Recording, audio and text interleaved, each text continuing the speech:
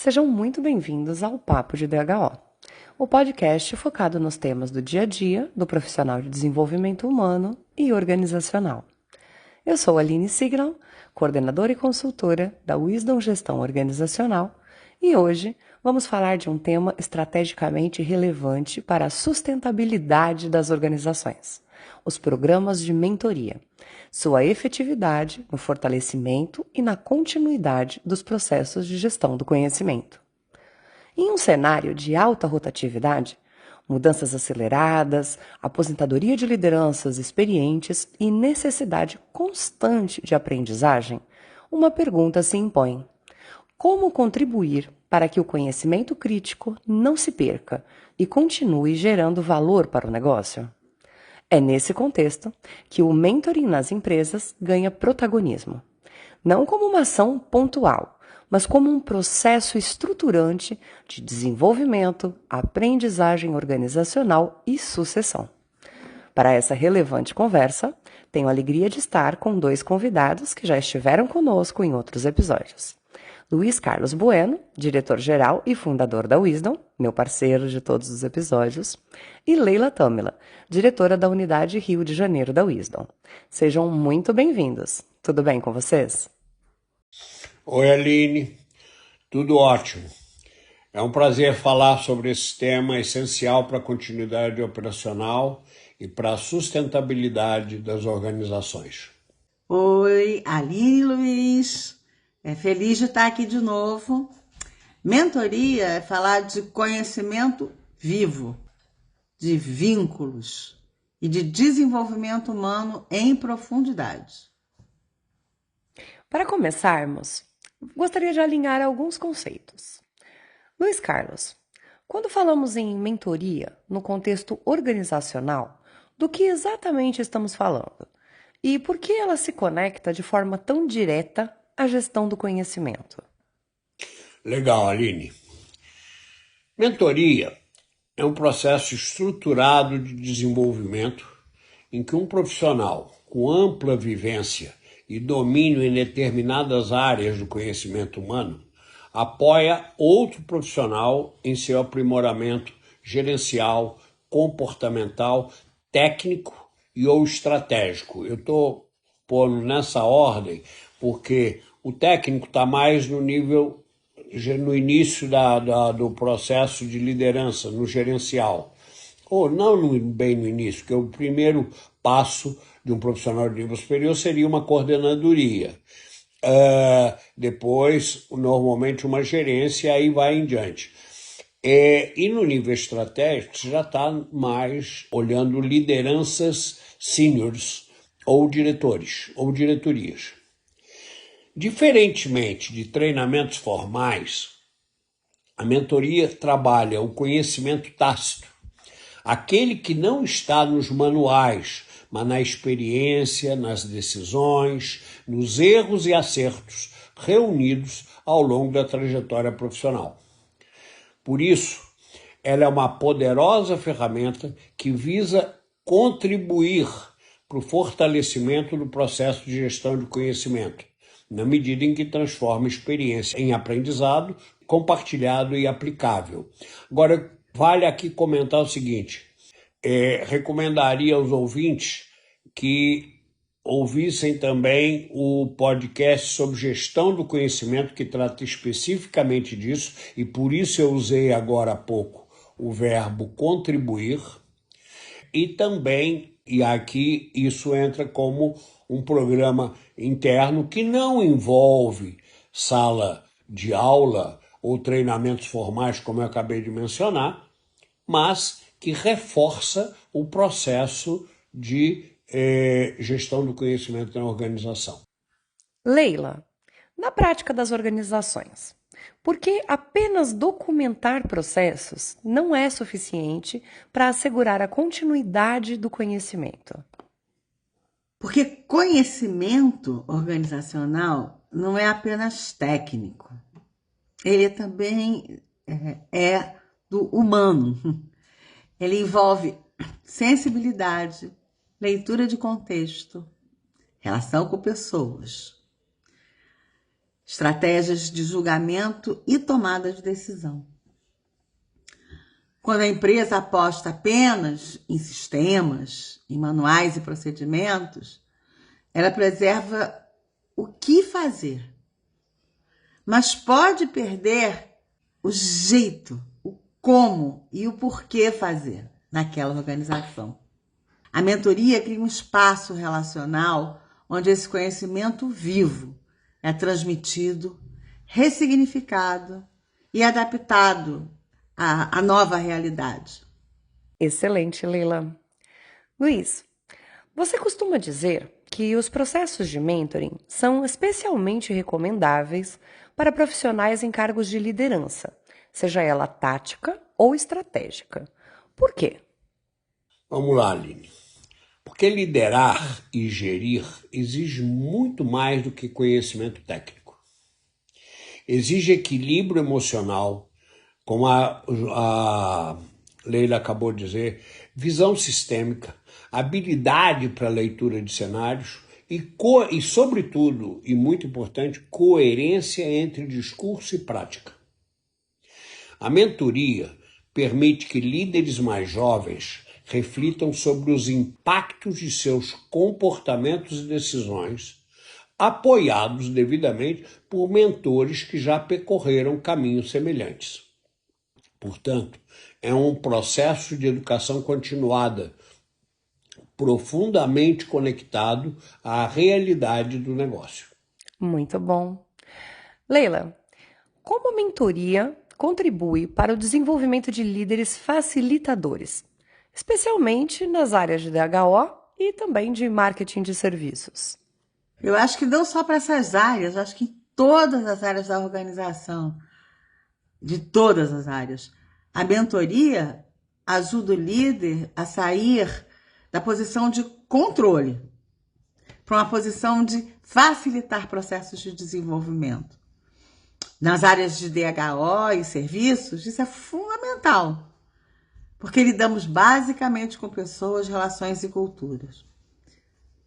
O mentor provoca reflexão, amplia repertório e apoia o desenvolvimento de habilidades. A gente chama isso de soft skills, como escuta, como dar um feedback, responsabilidade sistêmica e tomada de decisão consciente, entendendo, tendo clareza sobre os critérios e a consequência das suas decisões. Bom, um dos grandes desafios atuais é o processo de sucessão. E o risco, é claro, de perder os conhecimentos críticos da empresa, em virtude, normalmente, da saída de profissionais mais experientes. Luiz Carlos, como os processos de mentoria podem atuar de forma preventiva nesse cenário? Aline, vamos lá. A mentoria cria pontes entre gerações e entre níveis de senioridade. Recomendo a leitura dos dois episódios que fizemos há pouco tempo, um sobre conflitos organizacionais e conflitos geracionais, sobretudo esse último que está fazendo parte dessa resposta. Quando a mentoria é estruturada de forma intencional, ela permite que profissionais mais experientes compartilhem, como eu já disse antes, não apenas conhecimento técnico, mas também cultura, valores organizacionais e visão de negócio. Isso reduz riscos operacionais, garante a continuidade dos processos críticos e torna o planejamento sucessório mais robusto. Com certeza, Luiz. Leila, do ponto de vista cultural, o que muda quando a empresa adota a mentoria como parte de seu processo de educação continuada? Muda muito, muda tudo. A organização passa a valorizar ainda mais o aprendizado, a troca e a corresponsabilidade pelo desenvolvimento de novas lideranças. Sem falar, além do mais, que as novas lideranças, através do mentoring reverso, também podem contribuir para o desenvolvimento de seus mentores, transferindo-lhes as habilidades pelas quais são reconhecidos. Com esse movimento, o conhecimento deixa de ser algo individual, tácito, e passa a ser explícito, fazer parte do patrimônio coletivo. Isso fortalece vínculos, engajamento, senso de pertencimento e a cultura da organização. Agora vamos falar sobre a abordagem da Wisdom. Em nossos projetos, o processo de mentoring é inspirado em uma concepção do ser humano e de seu desenvolvimento, baseada na antroposofia. Luiz Carlos gostaria que compartilhasse com os nossos ouvintes o que isso significa na prática. Bom, Aline, significa compreender a quadrimembração do ser humano, que a gente já tratou em vários episódios, e que essa quadrimembração do ser humano trata esse ser humano de forma integral, ou seja, o nível do pensar, o nível do eu, o pensar, o sentir e o agir, que tem a sua correlação estreita com a quadrimembração da organização. Nós partimos do princípio de que mudanças internas no profissional, no mentorado principalmente, que é o foco desse episódio, geram impactos externos. Ou seja, quando o profissional muda seus comportamentos, o sistema no qual ele está inserido, seja ele organizacional, familiar, social, tal, ao seu redor, também muda.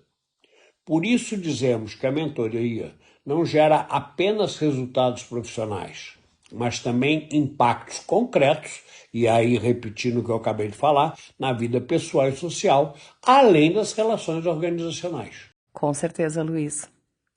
Leila, eu gostaria de trazer um outro ponto que gera muita dúvida nas organizações, que é a diferença entre mentoring e coaching. Como você explicaria essa distinção de forma prática para os nossos ouvintes? Essa é uma distinção assim, fundamental.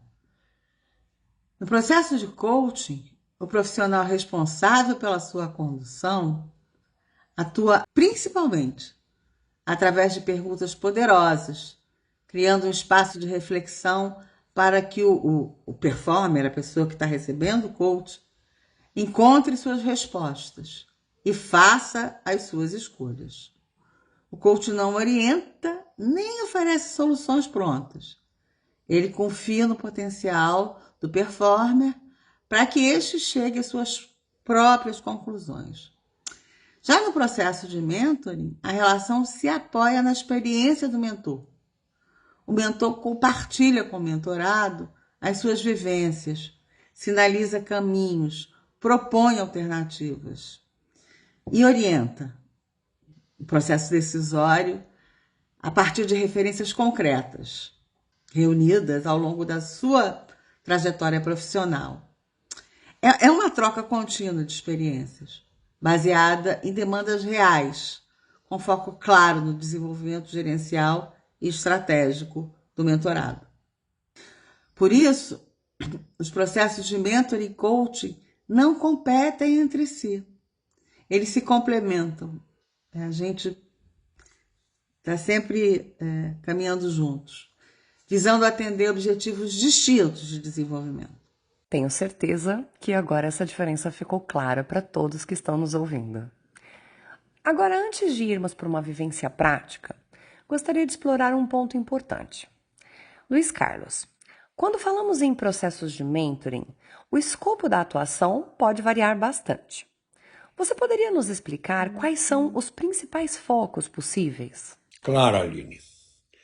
O escopo do processo de mentoring pode ser mais amplo ou restrito e focado, conforme sejam os objetivos acordados com o mentorado quando eles começaram a relação mentor-mentorado. Podemos ter processos orientados para o desenvolvimento de habilidades ou skills específicos do dia a dia, bem como outros orientados para a performance do líder, que ampliam o olhar para a sua atuação gerencial como um todo, incluindo relacionamento com a equipe, produtividade e tomada de decisões, conforme eu e Leila já falamos ao longo desse episódio. Como exemplo, podemos citar as intervenções focadas na solução de conflitos, desde que estes se encontrem em seus níveis iniciais de escalação. Aqui nós estamos falando dos conflitos organizacionais. E aí eu volto a insistir em que os ouvintes, se tiverem oportunidade, acessem o episódio sobre conflitos organizacionais. Quando o conflito se inicia, nas fases iniciais, ainda é possível conversar ou trocar opiniões e tudo mais para tentar endereçá-lo e voltar para uma situação de normalidade, sejam entre pessoas ou lideranças, seja entre grupos a essas lideranças subordinados. E a partir de um certo nível, nesse episódio do conflitos organizacionais, vai ficar claro que aí já não dá mais para conversar internamente. Você precisa de ter um mediador do conflito que seja alguém absolutamente neutro e equidistante das partes que estão vivenciando aquele conflito. Então, nesses casos em que ainda é possível atuar internamente, os processos de mentoring contribuem para o desenvolvimento de habilidades para lidar com situações polarizadas e complexas, envolvam elas subordinados, pares, outras lideranças, muitas vezes pares também, clientes e ou fornecedores. Em um nível mais amplo, temos o mentoring orientado para desenvolvimento, que trabalha o profissional de forma integral, ou seja, a sua identidade profissional, sua visão de futuro e o papel estratégico dele na organização. Finalmente, há processos focados, como estamos tratando na sua questão, na solução de conflitos, que desenvolvem habilidades para lidar com situações polarizadas, como eu mencionei há pouco, e complexas. E nesse caso, a flexibilidade é que vai tornar o processo de mentoring tão poderoso como ferramenta de desenvolvimento organizacional. Excelente. Leila, agora é contigo. Eu gostaria de abrir um espaço para que você compartilhe uma vivência prática em processos de mentoria e também os seus impactos, seja na gestão do conhecimento, seja no desenvolvimento organizacional. Você poderia compartilhar uma vivência sua com os nossos ouvintes? Posso sim. Eu acompanhei um processo de mentoria para executivos sêniores em uma grande organização de serviços técnicos especializados. Esses executivos sêniores estavam sendo treinados para serem mentores, né? Então, a gente acompanhou, né, como é que eles agiam no dia a dia. Isso foi bastante importante, você entender esse papel. E a promoção de alguém, de um técnico, para sua primeira supervisão, ou de um profissional de nível superior, para sua primeira gerência, é muito crítica, é um momento muito delicado. Por quê?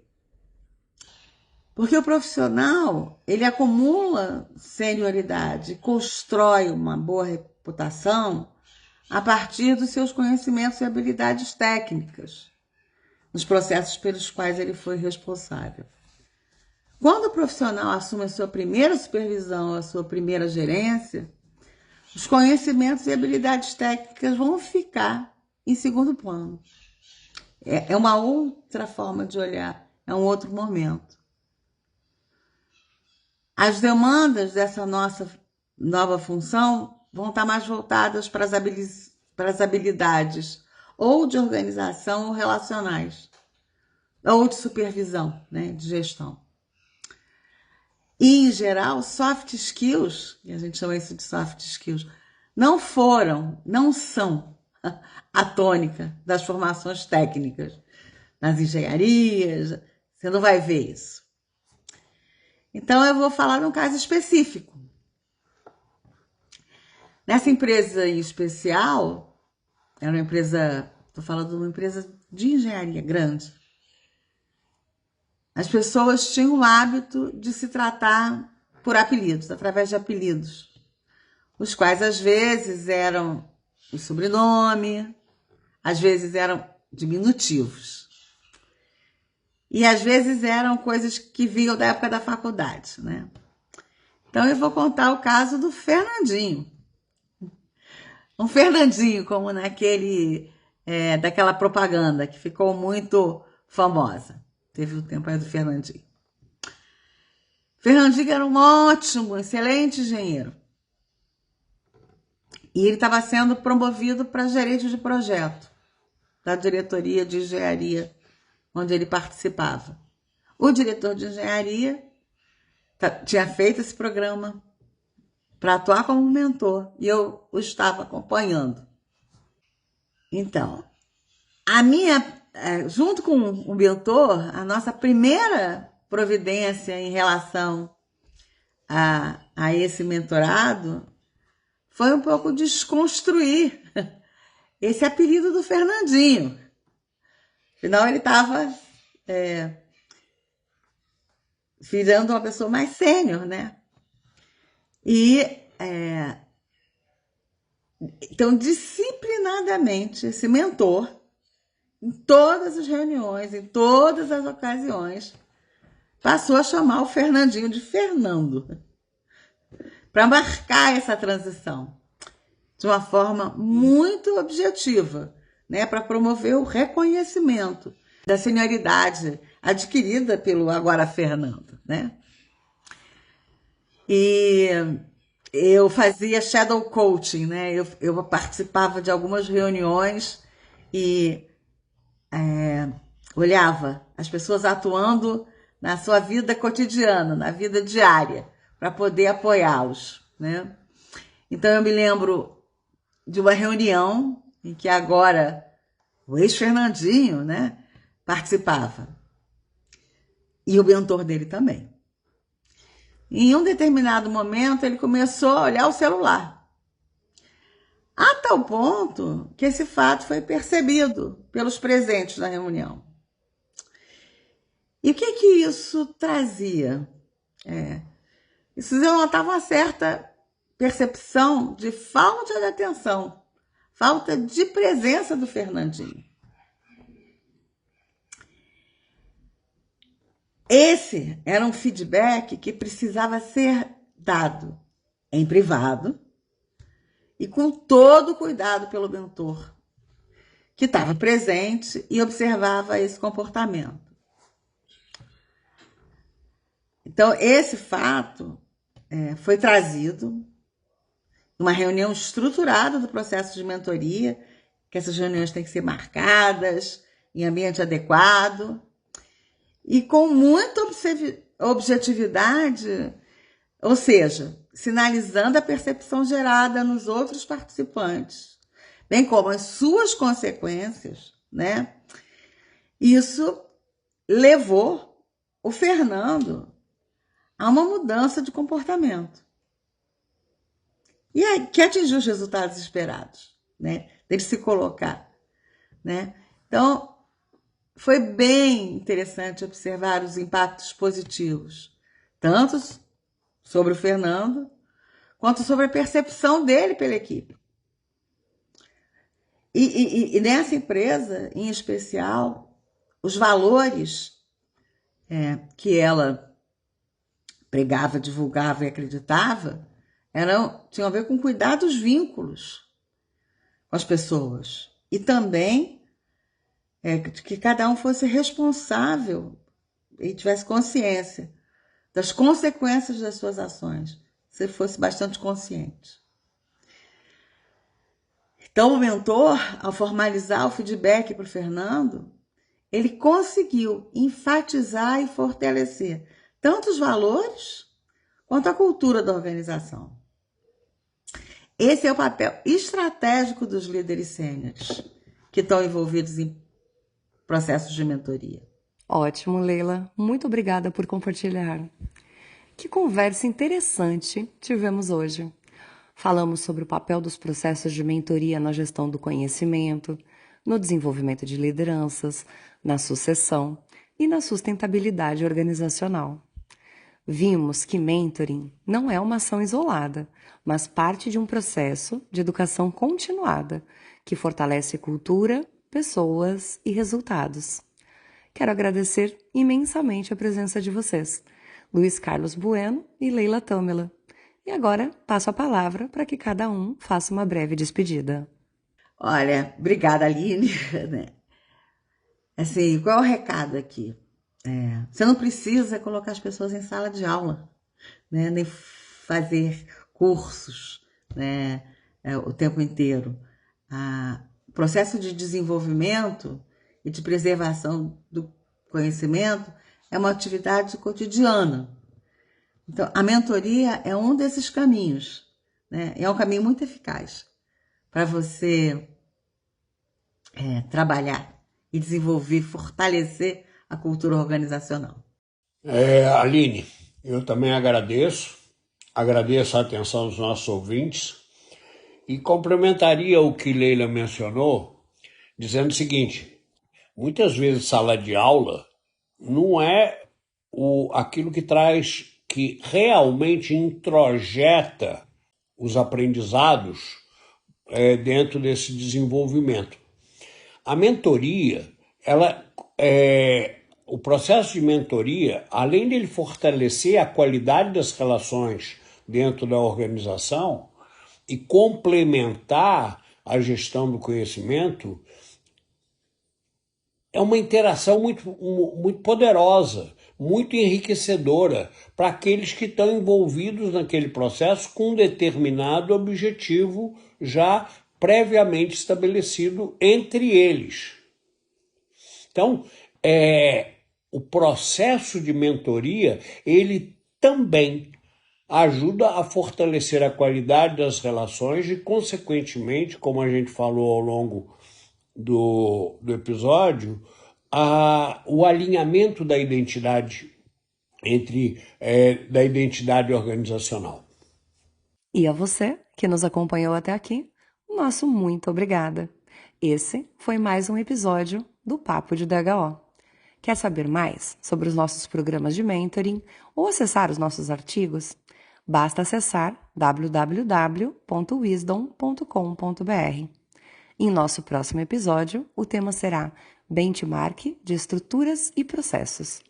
Se quiser enviar sugestões de temas ou perguntas sobre esse ou para os próximos temas, escreva para wisdom@wisdom.com.br ou também para o nosso WhatsApp, DDD 11 98621 3741.